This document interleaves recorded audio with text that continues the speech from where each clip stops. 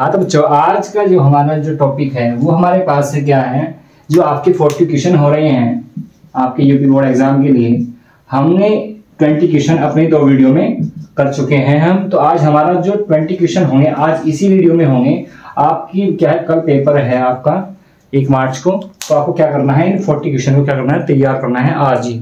ठीक है, तो हमारा जो क्वेश्चन नंबर 21 है वो हमारे पास क्या है, 21 हमारे पास है, सिद्ध कीजिए cot A minus cos A upon cot A plus cos A equal to cosec A minus 1 और कोसेक ए प्लस 1। तो हमें ये क्या करना है, ये बराबर इसके सिद्ध करना है। तो कैसे करना है, सबसे पहले हम क्या करेंगे, लेफ्ट हैंड साइड उठाएंगे, left hand side cot A minus cos A upon cot A plus cos A. अब मुझे क्या करना है, कोट को, जो कोट है हमारे पास उसे साइन कोस में तोड़ना है। आपको पता है कोस कोट जो होता है वो क्या होता है, कोस बटा साइन होता है, कोस ए बटा sign A minus cos A upon ये भी क्या होगा, कॉस बटा साइन ए और प्लस क्या है हमारे पास, कॉस ए। हमने क्या किया है, कोट ए को साइन कोस में तोड़ दिया है। ठीक है, उसके बाद अब बच्चों आपको दिख रहा होगा, यहां से कॉमन दिख रहा होगा कोस ए, ऊपर क्या है कॉमन, कोस ए क्या है हमारे पास, कोस ए कॉमन है, तो यहां पे बचेगा हमारे पास 1 अपॉन साइन ए और माइनस 1 बचेगा। ऐसा ही नीचे करना है, देखो एलसीएम कॉमन क्या है हमारे पास, कॉस ए और यहां पे बचेगा 1 बटा साइन ए और प्लस 1। अब कोस ए से क्या हो गया, कोस ए कैंसिल, तो 1 बटा साइन को क्या बोलते हैं हम, कोसेक ए और माइनस 1 और नीचे भी क्या आएगा, कोसेक ए प्लस 1। यही क्या बच्चों हमारी राइट हैंड साइड है। तो इस टाइप के क्वेश्चन आपके बोर्ड एग्जाम में पूछे जाएंगे हैंड्स प्रूफ। तो हमारा जो अगला क्वेश्चन है, आपको क्या करना है, वीडियो को स्किप नहीं करना है। आज जो हमारे 20 क्वेश्चन होंगे वो सारे क्या है, यूपी बोर्ड एग्जाम के लिए इंपॉर्टेंट क्वेश्चन है। तो हमारा जो अगला क्वेश्चन है वो है, हाँ तो बच्चों हमारा जो अगला क्वेश्चन है क्वेश्चन नंबर 22, वो है हमारे पास, सिद्ध कीजिए cos square theta upon 1 minus tan theta plus sine cube theta upon sine theta minus cos theta equal to बराबर है sine theta into cos theta plus 1 के। हमें क्या करना है, सिद्ध करना है। तो हम क्या करते हैं, हमेशा हमें बड़ी साइड उठानी है और बड़ी साइड उठा क्या करनी है, हमें दूसरी साइड सिद्ध करनी है। तो क्या करना है, सबसे पहले लेफ्ट हैंड साइड उठाएंगे हम, लेफ्ट हैंड साइड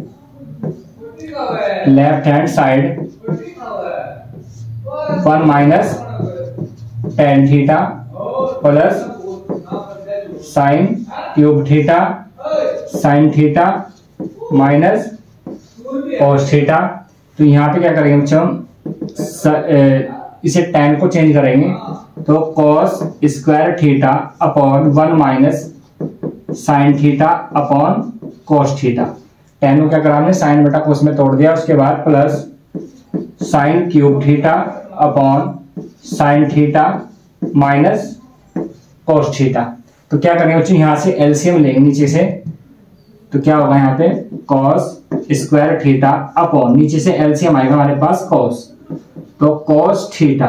अब कॉस की मल्टीप्लाई यहाँ पे होगी तो कितना आएगा, cos theta minus sine theta और यहाँ पे क्या है हमारे पास plus sine cube theta upon sine theta minus cos theta. अब क्या करना है, कोस क्या होगा, ये ऊपर जाएगा तो कोस की पावर यहाँ 2 है तो ये एक और हो जाएगी, तो कितना हो जाएगी, कोस की पावर 3 हो जाएगी, कोस क्यूब थीटा हो जाएगा, कोस क्यूब थीटा हो जाएगा, ऊपर जाके सभी पावर ऐड हो जाएगी इसमें। तो कितना बचेगा, cos cube theta cos theta minus sine theta plus sine theta sine cube theta upon sine theta minus cos theta. अब क्या करना है बच्चों, आपको नीचे से माइनस कॉमन लेना है, इस साइड से कॉमन लेते हैं माइनस, तो कोस क्यूब थीटा अपॉन कोस थीटा माइनस साइन थीटा। अब यहां से कॉमन जब माइनस लेंगे तो ये माइनस आ जाएगा, प्लस माइनस माइनस हो जाएगा यहाँ पे, और जो प्लस का है वो माइनस का हो जाएगा, जो माइनस का है वो प्लस का हो जाएगा। तो क्या आएगा हमारे यहाँ पर,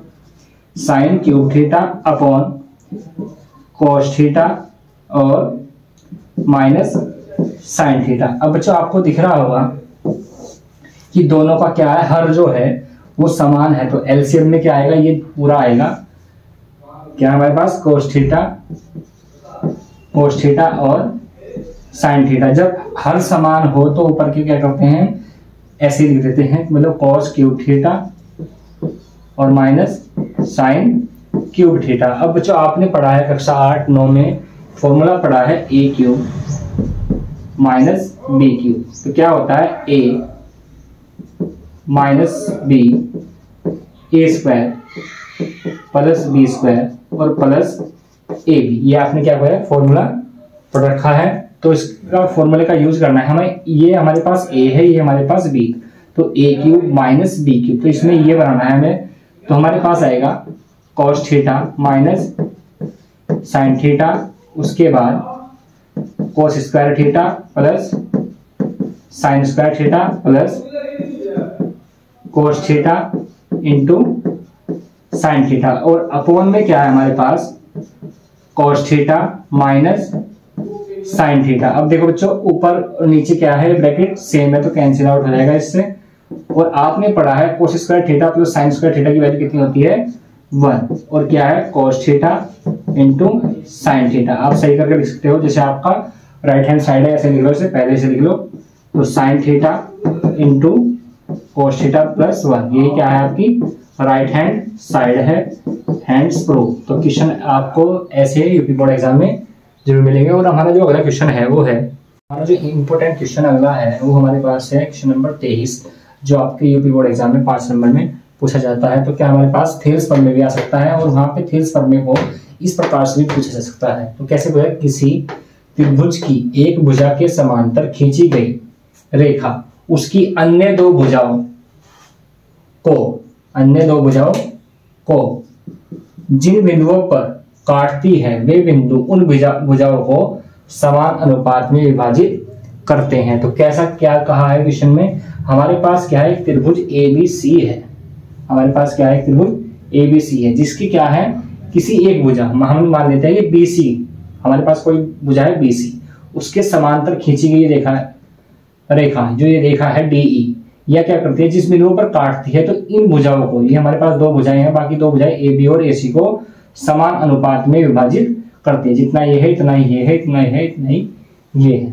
तो हम कैसे करेंगे इस क्वेश्चन को, सबसे पहले हमें इन 4 बातों का ध्यान रखना है, हेडिंग जो आपको यूपी बोर्ड एग्जाम में अपने लिखनी है। सबसे पहला क्या है, जो दिया गया है, तो हमारे पास दिया गया है कि क्या है, कि दो समांतर रेखाएं दी गई है हमारे पास, कि क्या है, जो DE है वो समांतर है किसके, BC के। सबसे पहली बात ये लिखनी है हमें। उसके बाद सिद्ध करना है कि क्या है, वे बिंदु उन भुजाओं को समान अनुपात में विभाजित करते हैं, तो ये बटा इसके, ये बटा इसके। तो सिद्ध क्या करना है, AD बटा BD या DB बराबर AE बटा EC, सिद्ध ये करना है। और इसमें हमें सिद्ध करने के लिए क्या करना पड़ेगा, कुछ रचनाएं भी करनी पड़ेंगी। तो हम क्या करते हैं कि हम बिंदु D और E से भुजा AB और AC पर क्या करते हैं, लंब डालते हैं। तो क्या करते हैं, भुजा बिंदु D और E, बिंदुओं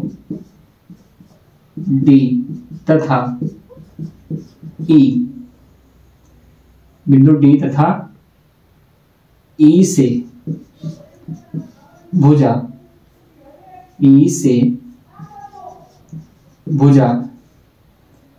AE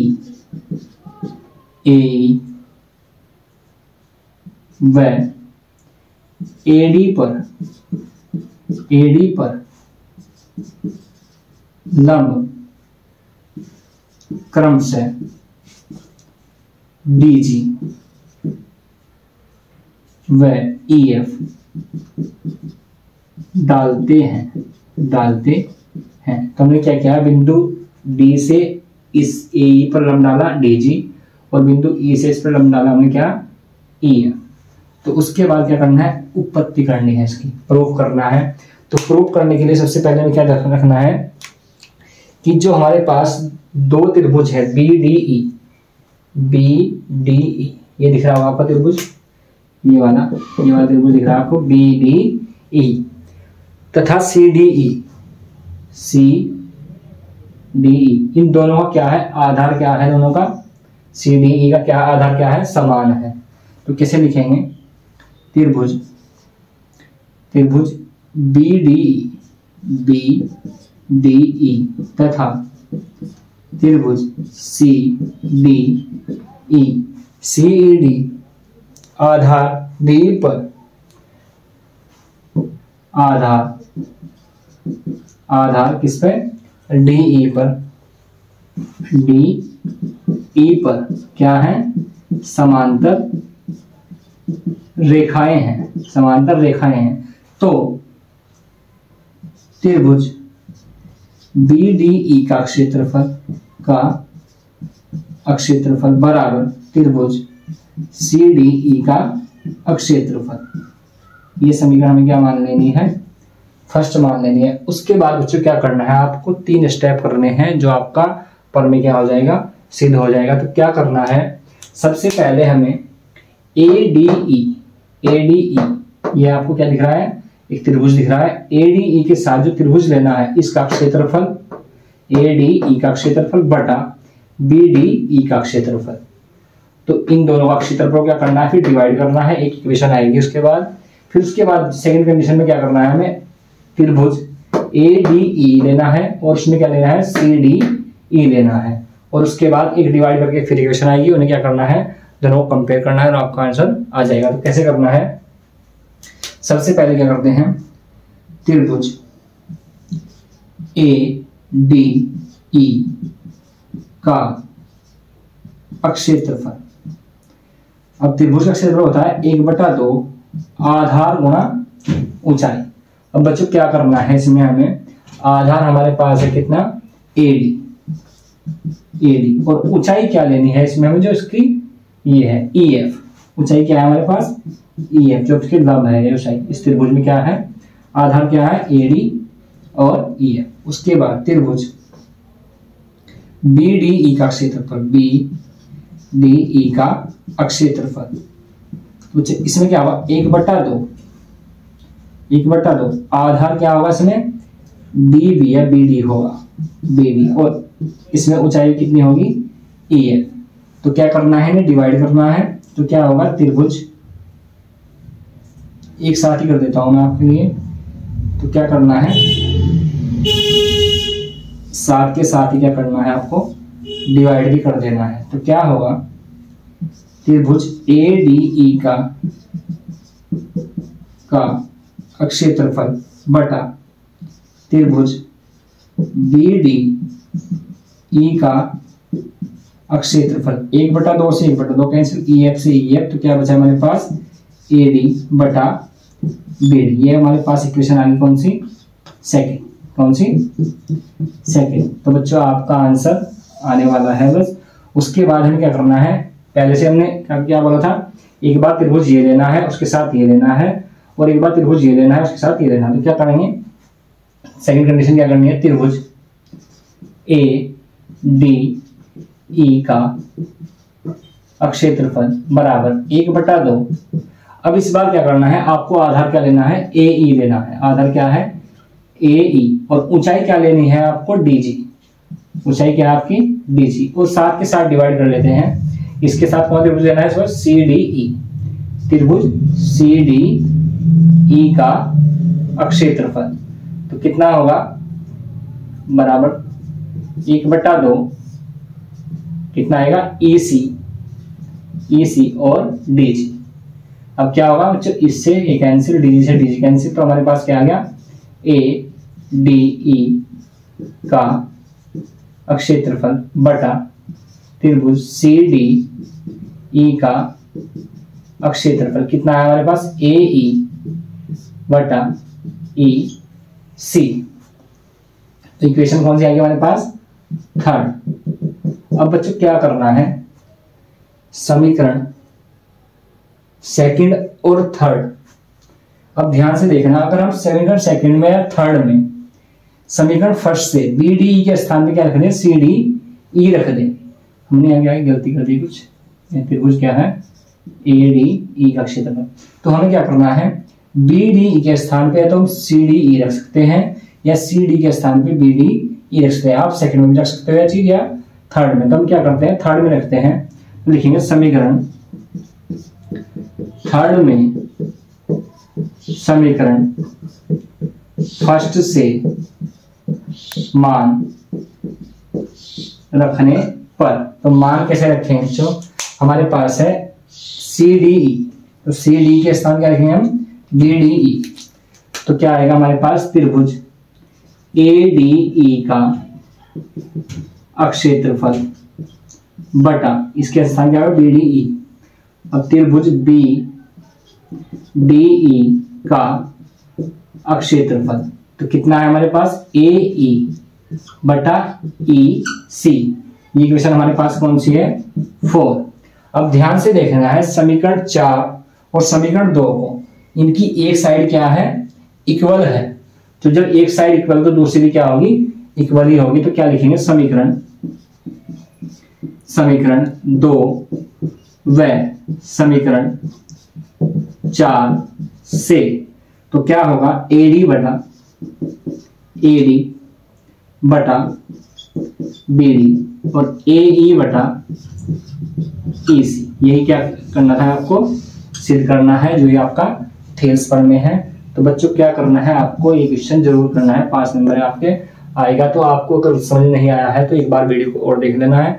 और हमारा जो अगला क्वेश्चन है, आप स्क्रीनशॉट ले सकते हो, हमारा जो अगला क्वेश्चन है वो है, हाँ तो जो हमारा जो अगला क्वेश्चन है, क्वेश्चन नंबर 24, वो है हमारे पास x का वह मान ज्ञात कीजिए जिसके लिए आकृति में, जिसके लिए आकृति में डी समांतर हो किसके, ए बी के। तो हमें एक क्या है, एक आकृति दी गई है जिसमें क्या है, उन आकृति में क्या है, जो ए बी है वो समांतर किसके है, डी के समांतर है।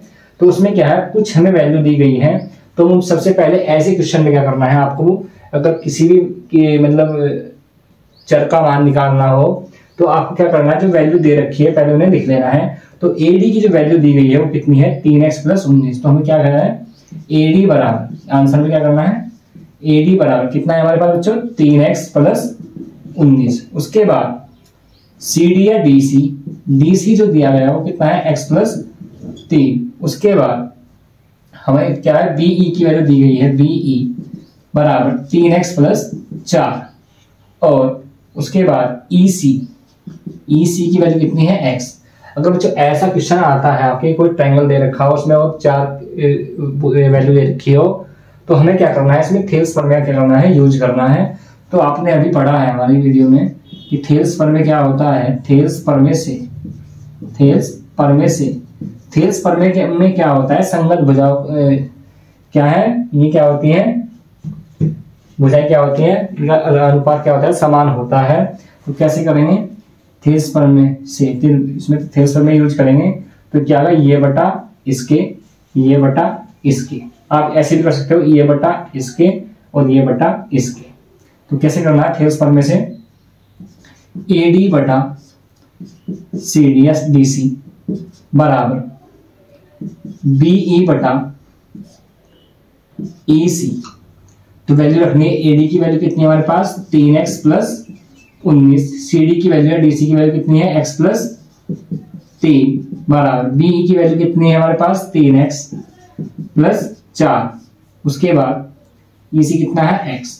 अब क्या करना है, ऐसे वैल्यू पुट कर लेनी है, रख लेनी है, और क्या करना है, क्रॉस मल्टीप्लाई करनी है। यहां से क्रॉस मल्टीप्लाई करके तो आएगा 3x², x की मल्टीप्लाई इसमें करेंगे तो कितना है, 3x² + 19x। अब इसकी मल्टीप्लाई यहाँ पे कर ली, अब इसकी मल्टीप्लाई यहाँ करनी है।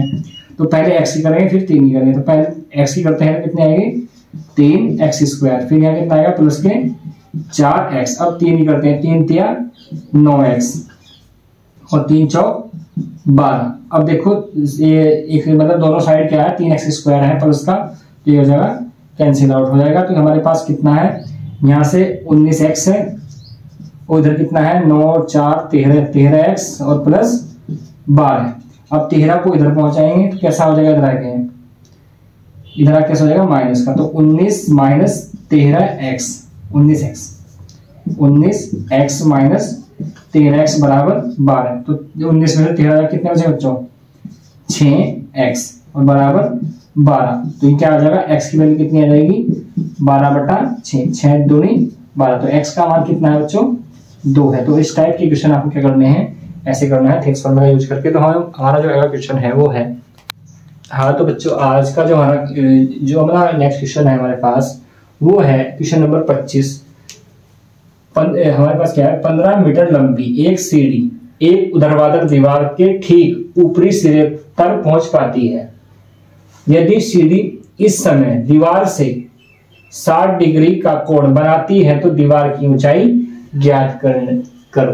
तो बच्चों क्या करना है, इस टाइप की क्वेश्चन में सबसे पहले आपका जो काम है आकृति चित्र बनाना है। अगर आपका चित्र सही बनता है तो आपको क्वेश्चन बहुत आसान हो जाएगा। तो हमें क्या करना है, सबसे पहले जैसा जैसा दिया गया है ऐसा से हमें चित्र को बनाना है। तो क्या है हमारे पास, 15 मीटर लंबी एक सीढ़ी एक ऊर्ध्वाधर दीवार से ठीक, ऊर्ध्वाधर मतलब सीधी दीवार है, ऐसे सीधे पर पहुंच पाती है। सबसे पहले हमें क्या करनी है, नीचे जमीन बना लेनी है।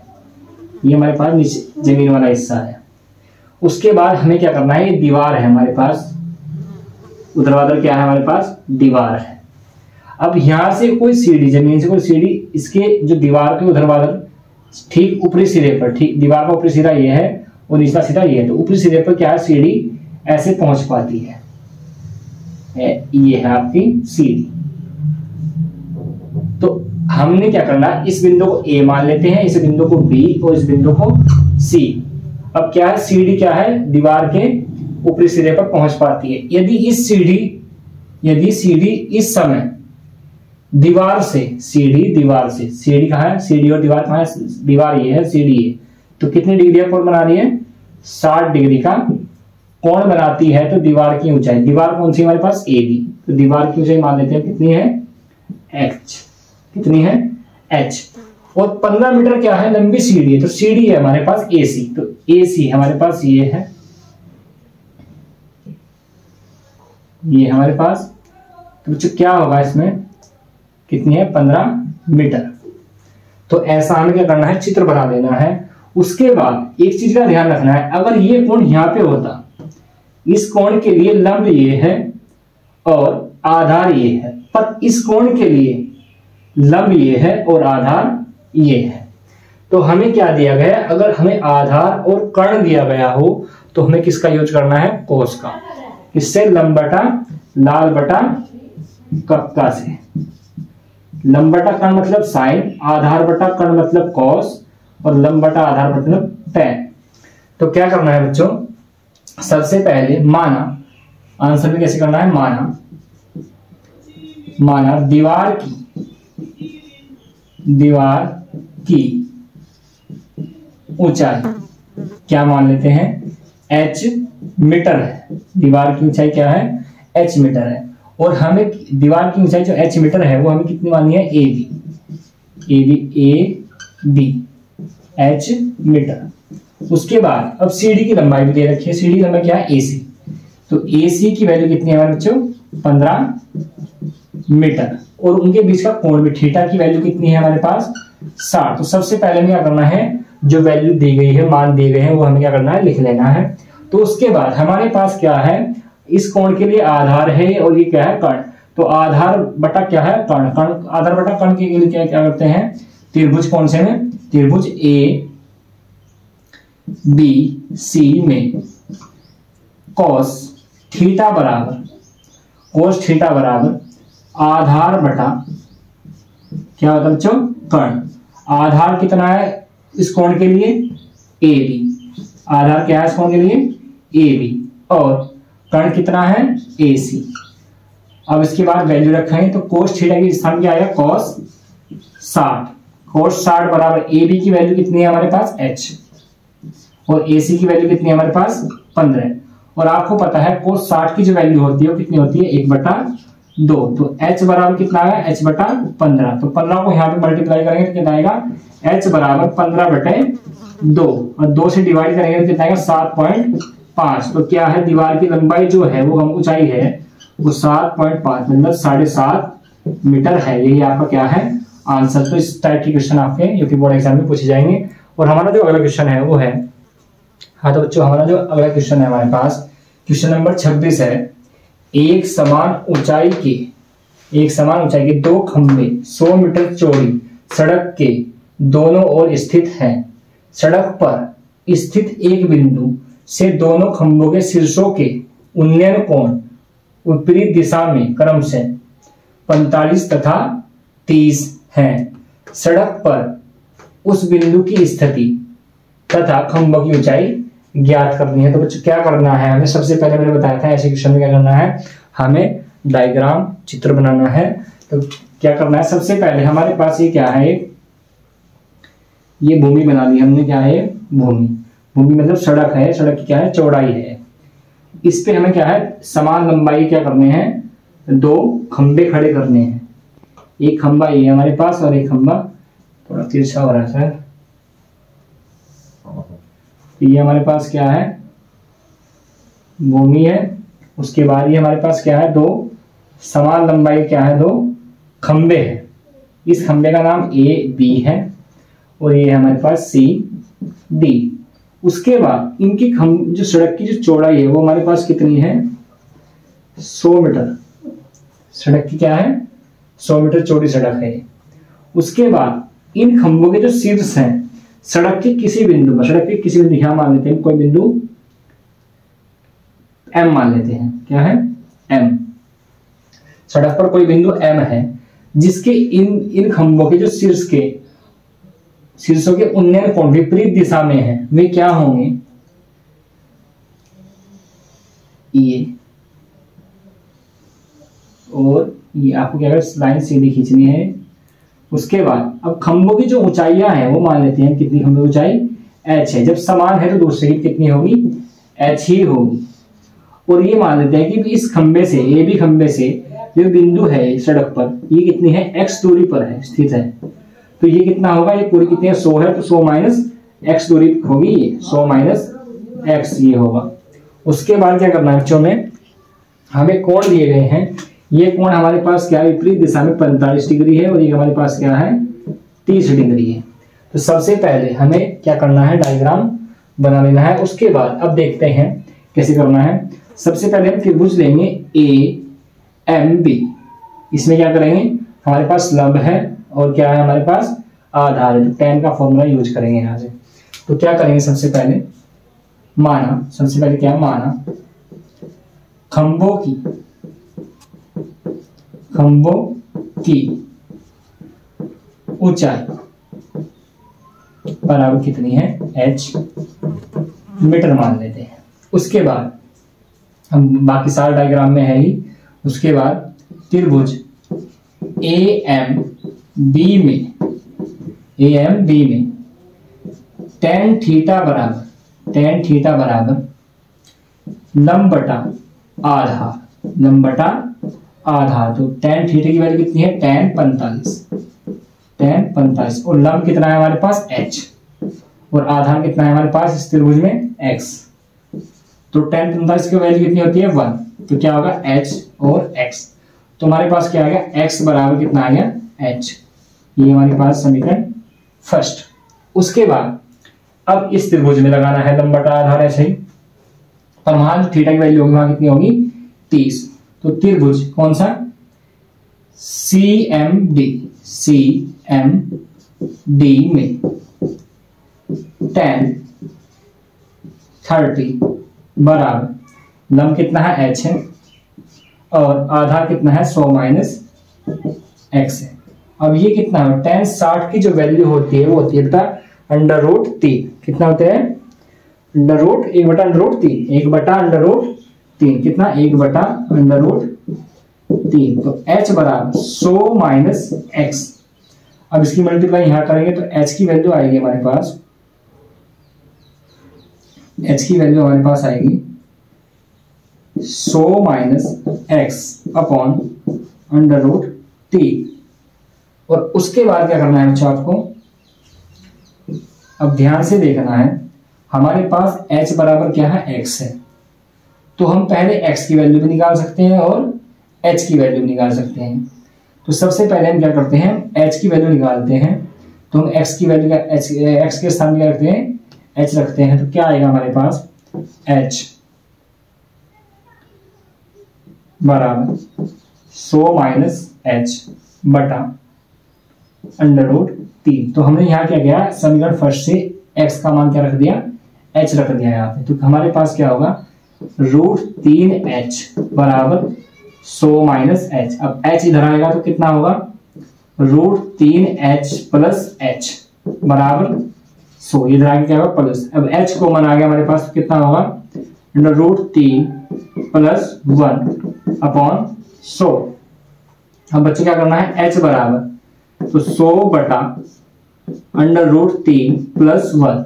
अब क्या करना है, यहाँ पे ये अपॉन पहुंच गया, हर का परिवर्तन कर रहा है, √3 माइनस 1 √3 माइनस 1। तो h की वैल्यू कितनी होगी, 100 √3 माइनस 1। अब इसमें वर्गांतर का फॉर्मूला लगाएंगे, a plus B a minus B.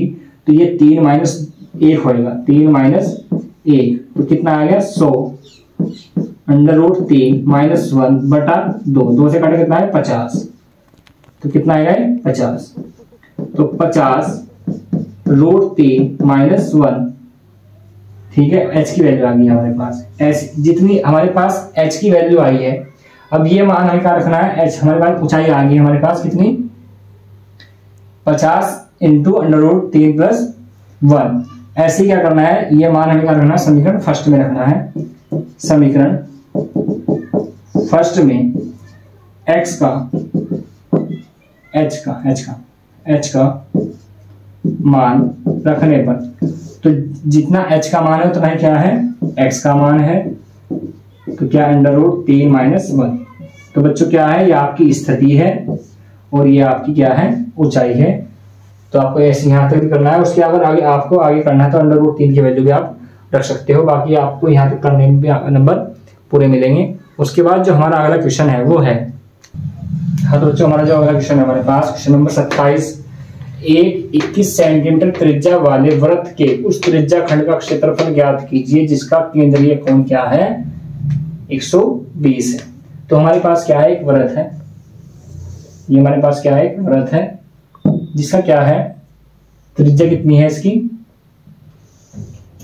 ये कितनी है हमारे पास, त्रिज्या है हमारे पास 21 है, ये भी 21 है और ये भी 21 है। और ये क्या त्रिज्या खंड है जो हमारे पास, उसका जो कोण है वो कितना है हमारे पास, 120 है। तो इसका हमें क्या करना है, इस वाले त्रिज्या खंड का क्या करना है, हमें क्षेत्रफल ज्ञात करना है। तो कैसे करते हैं इस क्वेश्चन को, तो सबसे पहले में क्या दिया गया है, r की वैल्यू दी गई है त्रिज्या खंड की, वृत्त की त्रिज्या दी गई है, वृत्त की त्रिज्या r बराबर कितनी है, 21 सेंटीमीटर। उसके बाद हमें दिया है केंद्रीय कोण भी दिया गया है, थीटा बराबर कितना है हमारे पास, 120 डिग्री। तो आपको ध्यान रखना है फॉर्मूला, त्रिज्या खंड का क्षेत्रफल ज्ञात करने का जो फॉर्मूला है हमारे पास वो होता है, क्या लिखेंगे, त्रिज्या खंड का क्षेत्रफल। बच्चों आपको फॉर्मूला याद रखना है, कितना होता है, थीटा बटा 360 और पाई आर स्क्वायर। इस फॉर्मूले को याद रखना है। तो थीटा की वैल्यू कितनी है हमारे पास, 120 और 360 और पाई का मान कितना होता है, 22/7। आर की वैल्यू कितनी है, 21 गुणा 21, 2 बार इसलिए कि आर स्क्वायर है। तो 0 से 0 और 12 तिया 36 हो गया और 3 सत्ते 21 और 7 से 7 कैंसिल। तो हमारे पास क्या बचा है, 22 गुणा 21। तो गुण मल्टीप्लाई करने कितना आएगा बच्चों, 462 सेंटीमीटर स्क्वायर। यही आपका क्या है, आंसर है। और हमारा जो अगला क्वेश्चन है वो हमारे पास है, हाँ तो बच्चों हमारा जो अगला क्वेश्चन हमारे पास क्वेश्चन नंबर 28, वो हमारे पास है, एक घड़ी की मिनट वाली सुई जिसकी लंबाई कितनी है, 14 सेंटीमीटर है। इस सुई द्वारा 5 मिनट में रचित क्षेत्रफल ज्ञात कीजिए। तो बच्चों आपको मैं एक डायग्राम समझाता हूँ कैसे करना है। ये हमारे पास क्या है, एक घड़ी है और इसमें क्या है, मिनट वाली सुई है कोई। आपको क्या करना है, जिसे हम घड़ी में देखते हैं तो सुई क्या होती है, इससे टच से बाहर होती है। तो हमें क्या करना है, टच करना है, इसे मान लेना है। ये बात हमें क्या है, ये हमारे पास क्या है, सुई है मिनट वाली। तो इसमें क्या होता है 12, 1, 2, 3, 4 ऐसे होते हैं पूरे 12 तक। तो हमें क्या करना है 5 मिनट। तो 5 मिनट में क्या करना है 5, जैसे कि हमारे पास यहाँ कितना है, ये हमारे पास 6 आ गया, यहाँ पे 7 है, यहाँ पे कितना है 8 है, कहीं भी मान सकते हो आप। तो आपको क्या है 14 सेंटीमीटर है हमारे पास इसकी जो सुई की लंबाई है। और 5 मिनट में क्या करना है, जो इसका रचित अक्षेत्रफल है 5 मिनट, यही तो है 5 मिनट यहाँ से यहाँ तक। तो इसका जो एरिया है अक्षेत्रफल है वो हमें क्या करना है ज्ञात करना है। तो एरिया ज्ञात करने के लिए सबसे पहले हमें पता क्या होना चाहिए, कोण पता होना चाहिए, ये कितना कोण है। अब आपको पता है कि पूरा कोण कितने डिग्री का होता है 360 डिग्री का होता है। कितना 360। उसमें पार्ट कितने हैं 5-5 मिनट के 12 पार्ट है। तो जब 360 को 12 से डिवाइड करेंगे तो कितने कोण आएंगे 30-30 डिग्री के आएंगे कोण। तो ये कोण कितने का होगा 30 डिग्री का। तो हमें क्या करना है बच्चों, सबसे पहले इस क्वेश्चन में पता लगाना है कितनी डिग्री का कोण बन रहा है। तो क्या करना है इसके बाद, सबसे पहले क्या है सुई की लंबाई, सुई की लंबाई कितनी है 14 सेंटीमीटर। उसके बाद थीटा की वैल्यू कितनी निकाली हमने अभी 30 डिग्री के चित्र से, डायग्राम से। उसके बाद क्या निकालेंगे 5 मिनट में सुई द्वारा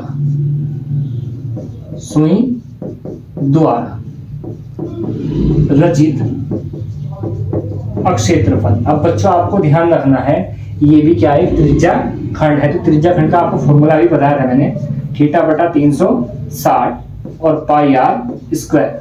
और थीटा की जो वैल्यू होती है वो है हमारे पास कितनी 30 और ये कितना है हमारे पास 360। और पाई की वैल्यू कितनी है 22 बटा 7 और आर की वैल्यू क्या 14 गुणे 14। तो उसके बाद 0 से 0 और 3 से काटेंगे कितना आएगा 12, 7 दूनी 14, 2 से काटेंगे कितना आएगा 6, अब 3 और यहाँ कितना है 11। अब 14 की जब 11 की मल्टीप्लाई करेंगे कितना आएगा 154 और बटा कितना है हमारे पास 3। ये क्या हमारे यहाँ बच्चा आपका आंसर है।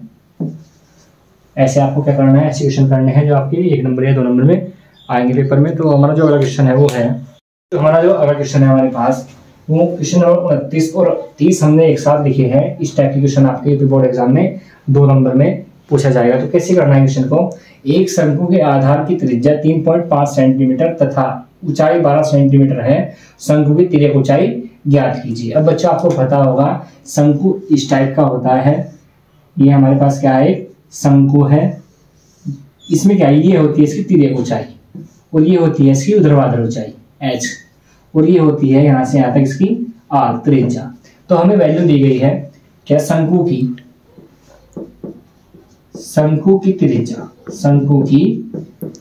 त्रिज्या क्या मानते हैं r कितनी दी गई है 3.5 सेमी दी गई है। उसके बाद ऊंचाई भी दी गई है शंकु की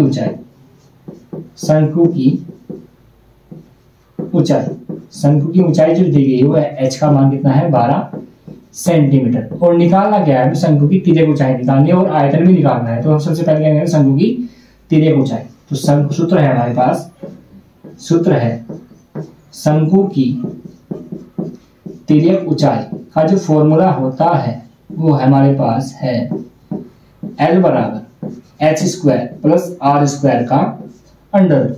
तो h की वैल्यू कितनी है बच्चों हमारे पास 12 का स्क्वायर और r की वैल्यू कितनी है 3.5 का स्क्वायर। तो कितना बच्चों 12 का स्क्वायर कितना होता है 144 और 3.5 का स्क्वायर होता है 35 और 12.25।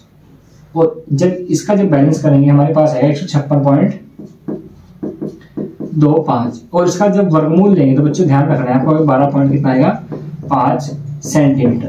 तो आपकी तिर्यक ऊंचाई कितनी है का मान 12.5 सेंटीमीटर। उसके बाद क्या करना है आपको आयतन भी निकालना है शंकु का। तो शंकु के आयतन का जो सूत्र होता है बच्चों आपको याद होना चाहिए, शंकु का आयतन जो होता है वो होता है 1/3 पाई आर स्क्वायर एच। तो क्या करना है 1/3 पाई, आर की वैल्यू कितनी है हमारे पास 3.5 तो 3.5 इंटू 3.5 और एच की वैल्यू कितनी है हमारे पास 12। तो क्या है 3 चौक 12। तो हमारे पास कितना आएगा यहाँ पे पॉइंट हटाया, जीरो बढ़ाया, पॉइंट हटाया, जीरो बढ़ाया, 5 दूनी 10 और 5 सते 35, 5 दूनी 10 और 5 सते 35 और 4 से क्या 4 35, तो सती कितना आ गया 49 पाई।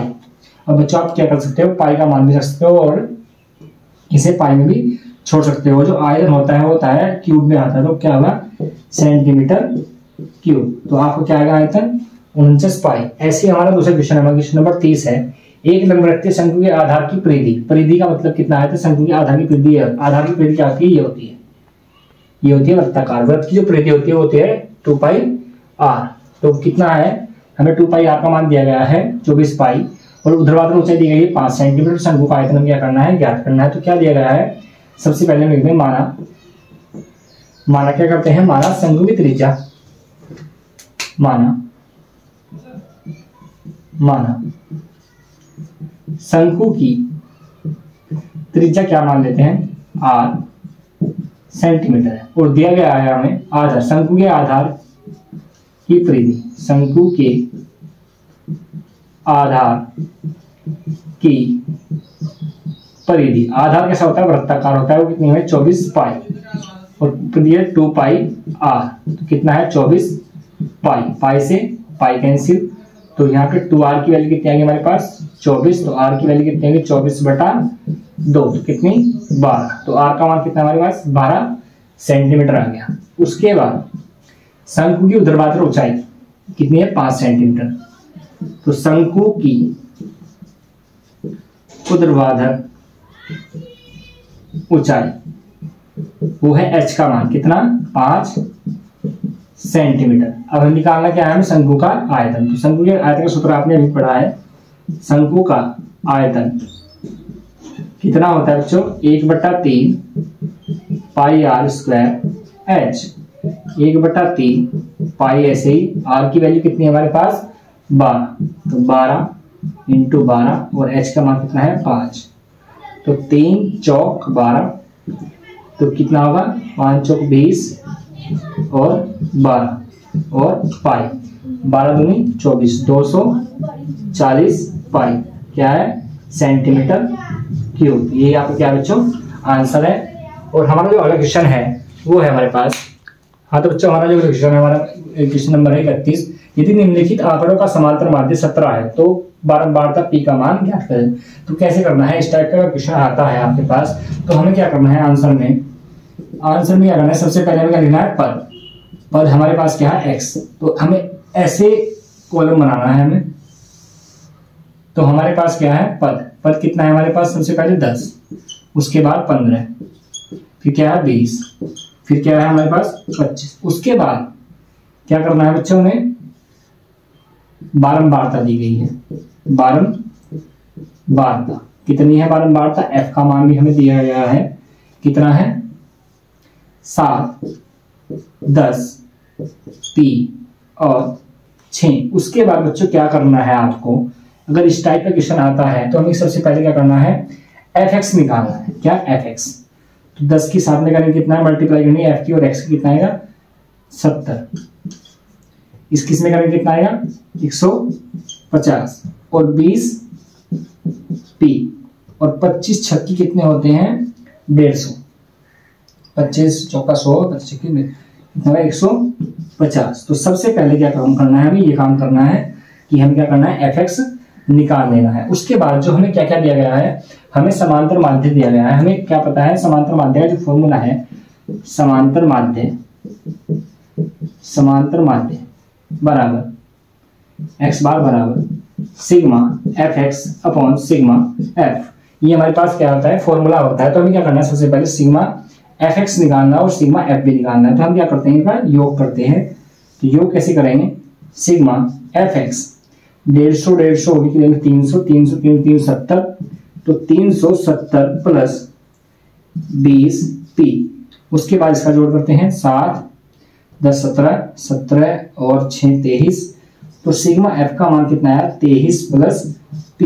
अब हमारे पास क्या है, इन दोनों का वैल्यू है और हमारे पास x बार की भी वैल्यू है। समांतर माध्य कितना है 17 है, तो हम यहाँ समांतर माध्य के स्थान क्या रखेंगे 17 रखेंगे और सिग्मा f के स्थान में 370 प्लस 20p और बटा कितना आएगा 23p, 23 plus p, 23 plus p। अब मल्टीप्लाई करेंगे 13 की और 17 की जो मल्टीप्लाई होगी तो कितनी होगी बच्चों, देखो 17 और 23, 3 7 21, 1 2 3 3 2 5 और 1 7 7, 1 दूनी नहीं 7, ये हो गया 51, 51 हो गया 34, 34 1 9 और 3 तो 391, तो 391 और p की करेंगे कितना आएगा 17p आएगा। इधर क्या है 370 और 20p।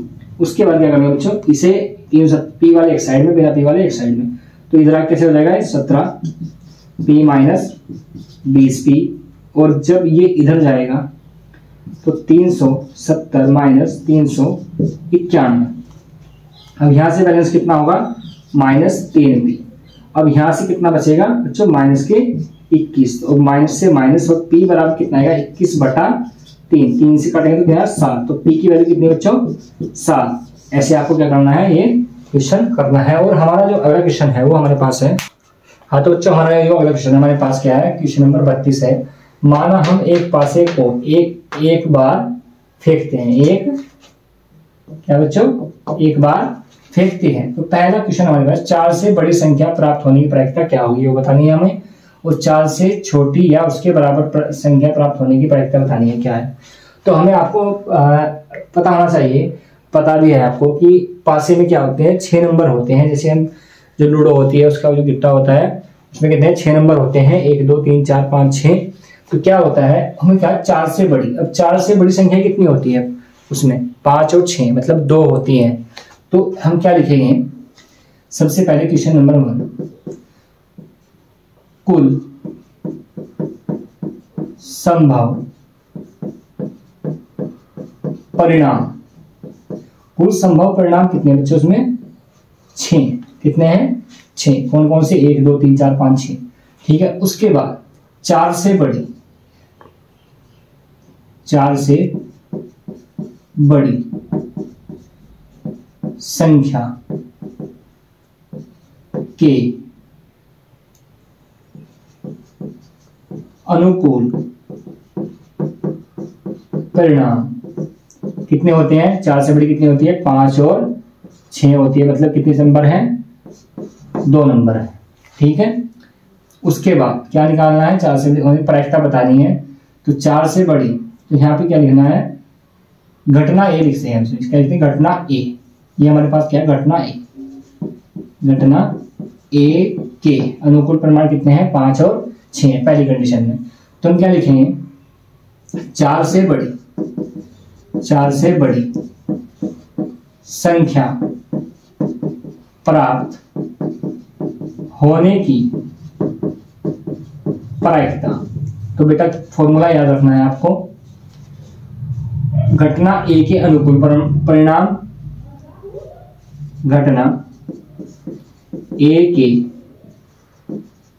अनुकूल परिणाम बटा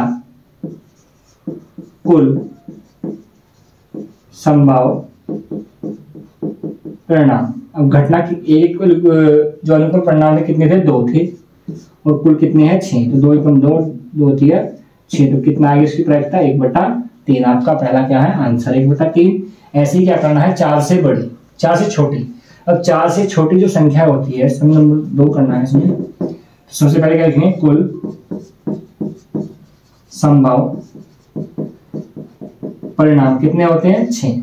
उसके बाद 4 छोटी संख्या कितनी होती हैं 1 1 2 3, ये हमारे 1 2 3 ही होती है। और क्या है हमारे पास क्या है अनुकूल, क्या है अनुकूल परिणाम कितने हैं हमारे पास 3 ही है, और 3 कौन से हैं 1 2 3। तो सबसे पहले क्या लिखेंगे 4 से छोटी संख्या, 4 से छोटी संख्या प्राप्त होने की प्रायिकता बराबर क्या होती है अनुकूल परिणाम, अनुकूल परिणाम बटा कुल संभव परिणाम। तो अनुकूल परिणाम कितने हैं हमारे पास? 3। कितने हैं? 3। और ये कितना है? 6। तो 1 3 3 6 कितना होगा? 1/2 आपका क्या है? आंसर है। उसके बाद हमारे पास क्या है?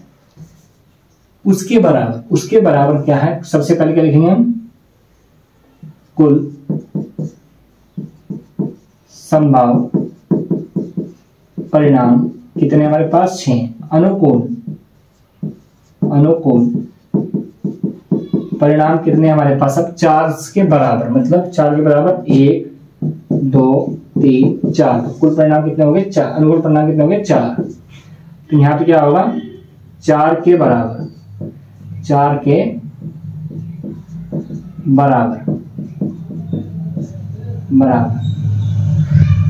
के बराबर प्राप्त संख्या की